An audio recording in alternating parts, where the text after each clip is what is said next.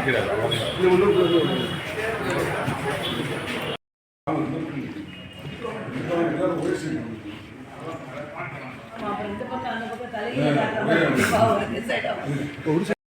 Side வந்துடலாமா? இல்லை one side வந்து இல்லை ஒன் சைடு வந்து ஒன் சைடு கை தட்டுறீங்க. இல்லை அங்கேயே கொடுக்கலான்னு வந்தோம். அது பூஜை போட்டு கிளம்புனால இது வந்து நம்ம தொகுதியினுடைய இந்த நேற்று லைட்டை திரும்பி நீங்களாம் வருவீங்க நேற்றுனே ரைட்மா. இதை தூக்கிட்டு போகிறதா மிச்சம். இந்த மனுவை தூக்கி அவங்ககிட்ட கொடுக்குறதா மிச்சம். இந்த மனு கன்சிடர் பண்ணுறாங்களா இல்லை எங்கே போகுது, இந்த மனு எங்கே போகுதுன்னு தெரியல. ஆகவே இதையெல்லாம் நிறைவேற்றி தர வேண்டும். ஏன்னா இது நாங்கள் வைப்பதெல்லாம் மக்கள் கோரிக்கை. ஏற்கனவே தேர்தல் கோரிக்கை 525 தேர்தல் கோரிக்கை கொடுத்தார்கள். மாண்புமிகு எதிர்க்கட்சி தலைவர் மேதக ஆளுநர் உரையில் முதலமைச்சரிடத்திலே நேரடியாக கேட்டார்கள். நீட் தேர்விலை தொடங்கி கொடுத்த வாக்குறுதிகள் என்ன ஆயிற்று என்று கேட்டார்கள். முதலமைச்சரிடத்திலே பதில் இல்லை. இன்றைக்கு கூட நீதிமன்றம் இந்த அரசை, இந்த சட்டம் ஒழுங்கு எப்படி காப்பாற்றப்படுகிறது என்பதற்கு கடும் கண்டனம் தெரிவித்திருக்கிறார்கள். காவல்துறை அதிகாரிகள் கூட இங்கே இருக்கிறார்கள். அவர்களுக்கும் காலையில் செய்தித்தாள் படித்திருப்பார்கள். நீதிமன்றத்தினுடைய உத்தரவை கூட ஸ்டாலின் காவல்துறை அங்கே நிறைவேற்றவில்லை என்று கடும் அதிருப்தி தெரிவித்திருக்கிறார்கள்.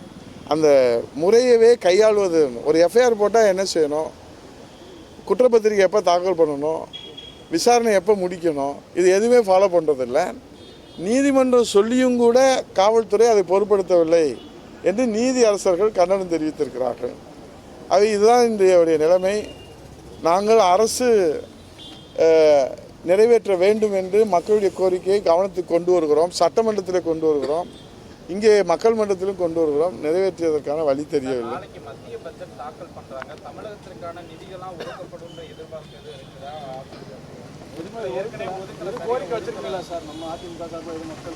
இல்லை, அனைத்து இந்திய அண்ணா திராவிட முன்னேற்ற கழகம் தொடர்ந்து தமிழ்நாட்டினுடைய வளர்ச்சிக்காக புரட்சி தமிழ் ஐயா எடப்பாடியார் முதலமைச்சராக இருக்கிற போது ரயில்வே திட்டங்களுக்கு, மேம்பால திட்டங்களுக்கு, மெட்ரோ பணிகளுக்கு தொடர்ந்து வலியுறுத்தி அழுத்தம் கொடுத்து நிதிகளை பெற்று அந்த பணிகளெல்லாம் நடைபெற்று வந்தது. ஆனால் திமுக அரசு பொறுப்பேற்ற இந்த 4 ஆண்டுகளில் மெட்ரோ ரயில் திட்டத்திற்கு நிதியை பெறவில்லை. அதே போன்று ஏற்கனவே அறிவிக்கப்பட்ட தென் மாவட்ட அகல ரயில் பாதைக்கான நிதியை பெறவில்லை, கல்விக்கான நிதியை பெறவில்லை. அதே போன்று இன்றைக்கு வளர்ச்சி திட்டங்களுக்கான நிதிகளை இந்த அரசு பெறவில்லை. நிவாரணத்திற்கான, பேரிடர் நிவாரணத்திற்கான நிதியை கூட இந்த அரசு பெறவில்லை. ஆனால் அவர்கள் மத்திய அரசில் இருந்து மத்திய அமைச்சர்கள் அழைத்து வந்து விழா நடத்துகிறார்கள், பாரத பிரதமரை அழைத்துட்டு வந்து விழா நடத்துகிறார்கள். ஆனால் நிதியை பெறுவதிலே மட்டும் அவர்கள் மக்களுக்கு ஏமாற்றத்தை தான் பரிசாக தருகிறார்கள். அதைத்தான் மாண்புமிகு எதிர்க்கட்சியினுடைய தலைவர் வருங்கால முதலமைச்சர் சட்டமன்றத்தில் கேட்டார். நீங்கள் பாதுகாப்புத்துறை அமைச்சரை அழைத்து வந்து நாணயம் வெளியிடுகிற விழா நடத்துகிறீர்கள், ஆனால் மக்களுக்கு தேவையான நிதியை பெறுவதிலே மட்டும் ஏன் நீங்கள் அக்கறை செலுத்தவில்லை என்று சொன்னால் முதலமைச்சருக்கு கோபம், மூக்கு மேலே கோபம் வருகிறது. முதலமைச்சர் என்ன சொல்லுகிறார், என்ன தப்பு, பாதுகாப்புத்துறை அமைச்சரை அழைத்து வந்து என் தந்தையாருக்கு நாணயம் வெளியிடுவதில் என்ன தப்பு என்று கேட்கிறார். கடலில் போய் ஏன் பேனா வைக்கிறீர்கள் என்றால் கோபம் வருகிறது. ஆனால் தேவரையாக்கு ஒரு சிலை வையுங்கள் என்றால் சட்டத்தில் இடமில்லை என்று சொல்கிறார்கள். சட்டத்தில் இடமில்லையா, மனதில் இடமில்லையா என்பது தான் நம்ம கேள்விக்குறியாக இருக்கிறது. எங்கு பார்த்தாலும் கருணாநிதி சிலையாக இருக்கிறது. திரும்பிய திசையெல்லாம் கருணாநிதி. இது தமிழ்நாடா கருணாநிதி நாடா என்ற சந்தேகம் வெளி மாநிலிருந்து வருகிறவர்களுக்கு ஏற்படுகிறது. என்னை போன்ற ஒரு இடத்தில் கேட்பதை காட்டிலும் உங்களை போன்ற ஊடகத்தில் கேட்கிறார்கள். இது தமிழ்நாடு தானே, பேரறிஞர் பெருந்தகை அண்ணா அவர்கள் சட்டமன்றத்தில் தமிழ்நாடு என்று பெயர் சூட்டினாரே, அந்த தமிழ்நாடா அல்லது இது கருணாநிதி நாடா என்று கேட்கிற அளவிலே எங்கு பார்த்தாலும் கருணாநிதி சிலைகளாக இருக்கிறதே தவிர உழைத்த தியாகசீலர்களுடைய தியாகத்தை போற்றுகின்ற வகையிலே, நினைவை போற்றுகின்ற வகையிலே அது அமைய வேண்டும். ஆகவே தேவையான நிதிகளை எல்லாம் இந்த தமிழ்நாட்டினுடைய வளர்ச்சிக்காகவும் தமிழ்நாட்டு மக்களுடைய வளர்ச்சிக்காகவும் இந்த அரசு பெற்றுத்தர வேண்டும். 100 நாள் வேலைக்கான நிதியை கூட பெற்றுத்தர முடியாத ஒரு கையாளாகாத அரசு. மாண்புமிகு எதிர்க்கட்சி தலைவர் அவர்கள் இது குறித்து 100 நாளுக்கான நிதியிலே சம்பளம் கூட கொடுக்க முடியாமல் இன்றைக்கு 100 நாளை 150 நாளாக உயர்த்துவோம் என்றார்கள். ஊதியத்தை உயர்த்தி வழங்குவோம் என்று தேர்தல் வாக்குறுதி கொடுத்தார்கள். ஆனால் இப்போது கேட்டால் அவர்கள் ஊதியத்தை உயர்த்தவும் இல்லை, நாட்களையும் உயர்த்தவும் இல்லை, சம்பளமும் 2 மாதமாக கொடுக்கவில்லை. 3 மாதம் நினைக்கிறேன். மாண்புமிகு எதிர்க்கட்சி தலைவர் அவர்கள் இது குறித்து கண்டனம் தெரிவித்திருக்கிறார்கள். அது இன்றைக்கு மதுரையில் டங்ஷன் பிரச்சனையில் நம்முடைய மாண்புமிகு எதிர்க்கட்சி தலைவர் அவர்கள் சட்டமன்றத்தில் 2.5 மணி நேரம் திராவிட முன்னேற்றக் கழக அரசினுடைய இரட்டை வேடத்தை தோலுரித்து காட்டினார்கள்.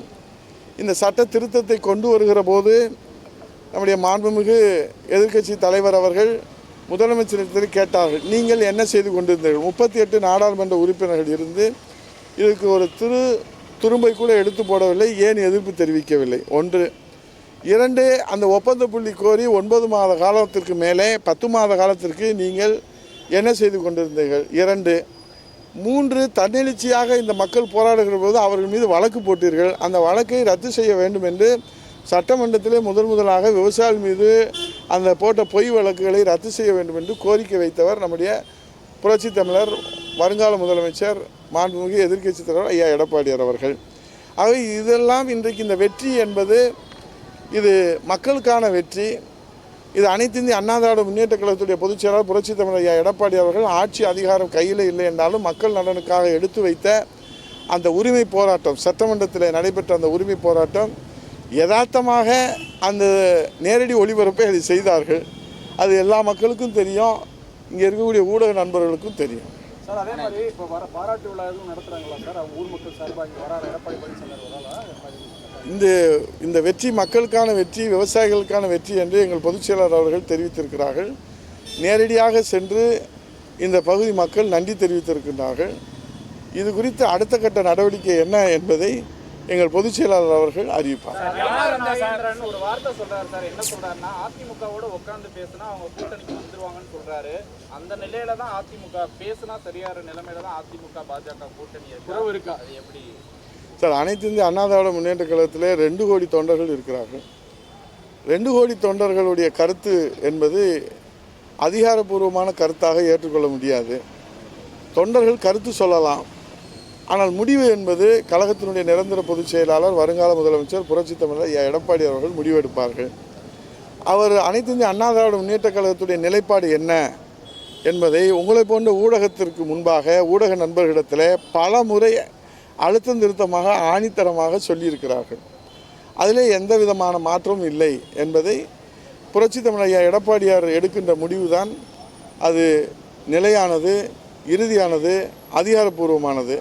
மற்றவர்கள் சொல்லுகிற கருத்துக்கள் என்பது அது பார்க்கலாம், ரசிக்கலாம். யார் அந்த சார் விலை கிடைக்கிறதுக்கு முன்னாடி ஈசிஆர் சாலையில் ஒரு சம்பவம் நடந்துச்சு.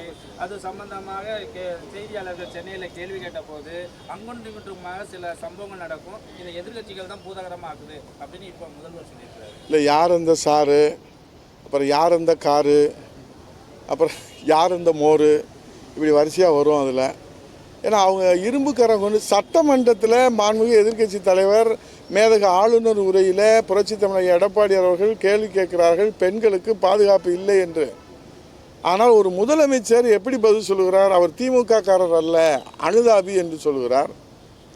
அனுதாபிக்கும் அவர் மாநாட்டிலே கலந்து கொள்வாராம், அவர் தேர்தல் பிரச்சாரத்திலே கலந்து கொள்வாராம், அவர் பூத்து பணியை பார்ப்பாராம், ஆனால் அவர் திமுக உறுப்பினர் இல்லையா? இது எப்படி இந்த மக்கள் நம்புவார்கள் என்று முதலமைச்சர் பதில் சொல்கிறார் என்று தெரியவில்லை. அந்த அதிர்ச்சி மறைவதற்குள்ளாகவே அந்த திமுக கொடியை கட்டி கொண்டு இரவிலே இன்றைக்கு பெண்களை விரட்டுகிற காட்சி. நாம் எங்கே இருக்கிறோம்? நம்முடைய தேசத்தந்தை மகாத்மா காந்தி அவர்கள் சொன்னார்கள், இந்த சுதந்திரம் உண்மையான சுதந்திரம் என்றால் இரவு 12 மணிக்கு தனியாக ஒரு பெண் சுதந்திரமாக பாதுகாப்பாக சென்று வந்தாலே, எந்த பாலியல் வன்கொடுமை அச்சுறுத்தல் இல்லாமல் பாதுகாப்பாக திரும்பி வந்தால்தான் உண்மையான சுதந்திரம். அப்படியானால் தமிழ்நாட்டிலே சுதந்திரம் பறிபோயிருக்கிறது. அதுதான் இன்றைய நிலைமை. திமுக ஆட்சியிலே தமிழ்நாட்டிலே சுதந்திரம் பறிபோயிருக்கிறது. அதை இன்றைக்கு மீட்டெடுப்பதற்காகத்தான் 2வது சுதந்திர போராட்டம் புரட்சி தமிழர் ஐயா எடப்பாடியுடைய தலைமையிலே இந்த தமிழக மக்களை மீட்டெடுத்து பாதுகாப்பதற்காக அந்த உரிமை போராட்டத்தை சுதந்திர போராட்டமாக புரட்சி தமிழர் ஐயா எடப்பாடியார் நடத்தி கொண்டிருக்கிறார்கள். அவர் முதலமைச்சர் ஆகும்போது தான் தீர்வு கிடைக்கும்.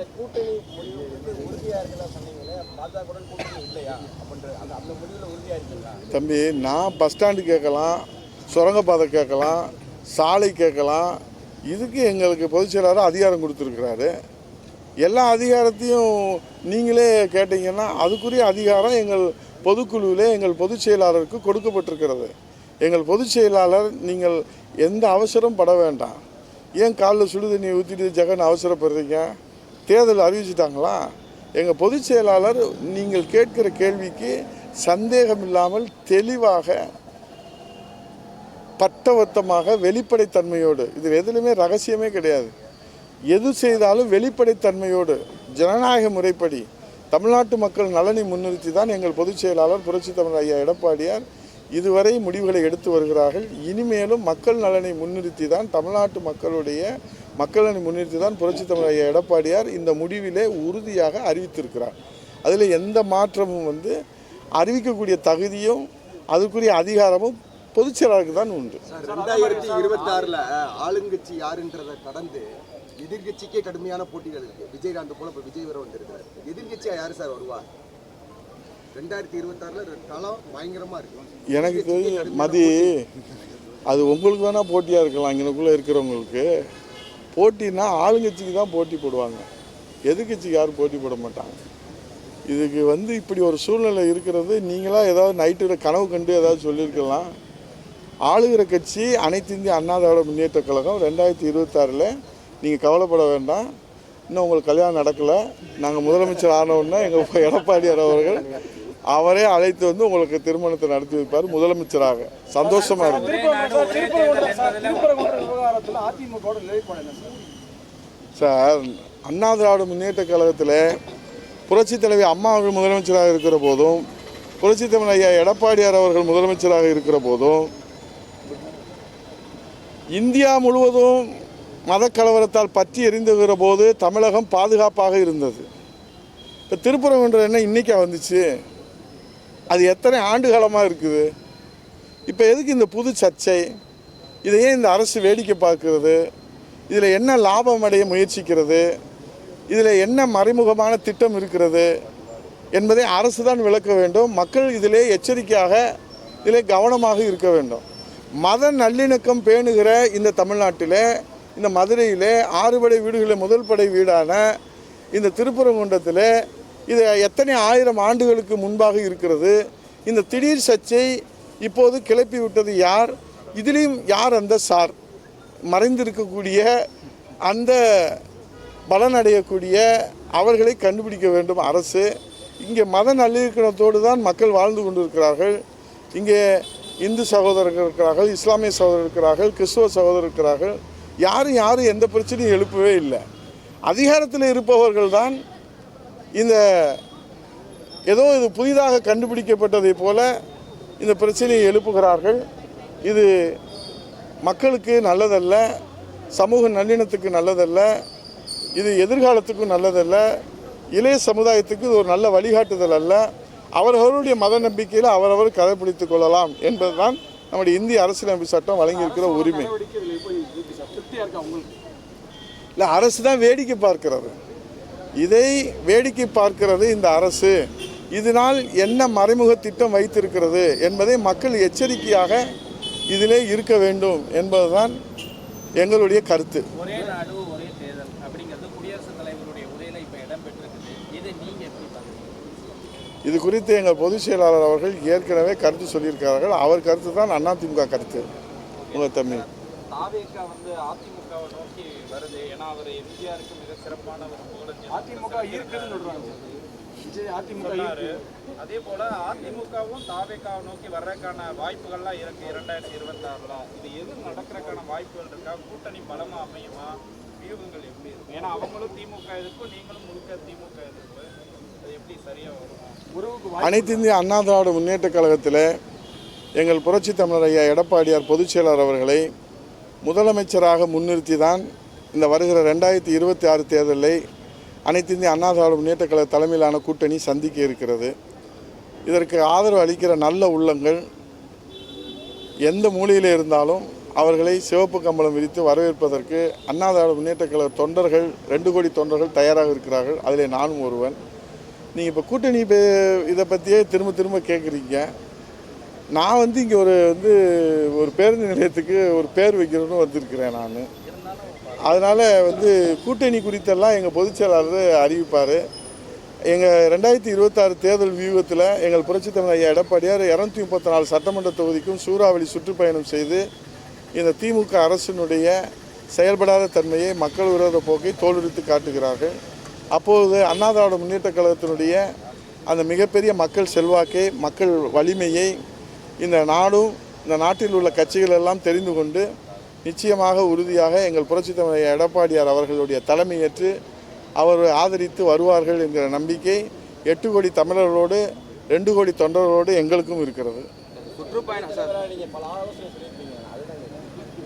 நாங்கள் ஆலோசனையெல்லாம் இல்லை, உத்தரவு கேட்குற தொண்டர்கள், ஆலோசனை சொல்கிற தொண்டர்கள் இங்கே இல்லை.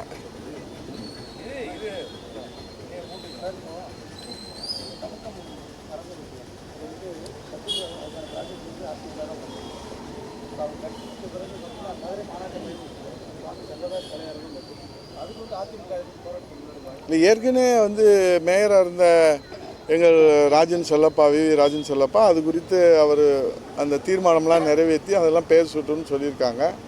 நாங்கள் பொறுத்திருந்து பார்த்து பொதுச் செயலாளருடைய கவனத்துக்கு கொண்டு சென்று அவர் வழிகாட்டுதலை ஒரு உத்தரவை பெற்று தகுந்த நடவடிக்கைக்கு நாங்கள் தயாராகும்.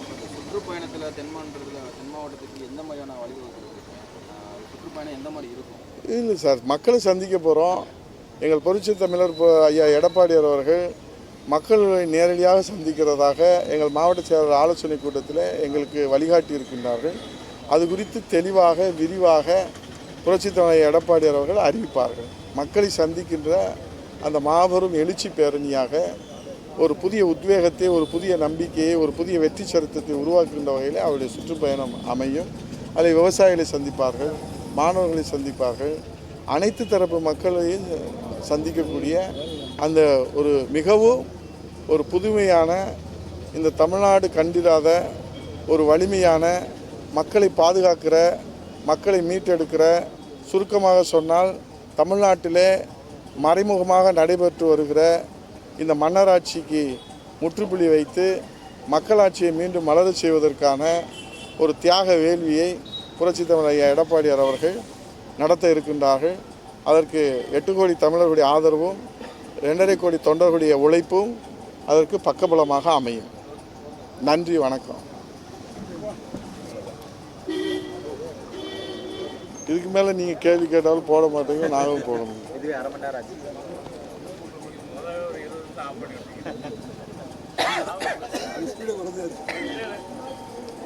நீங்கள் எதை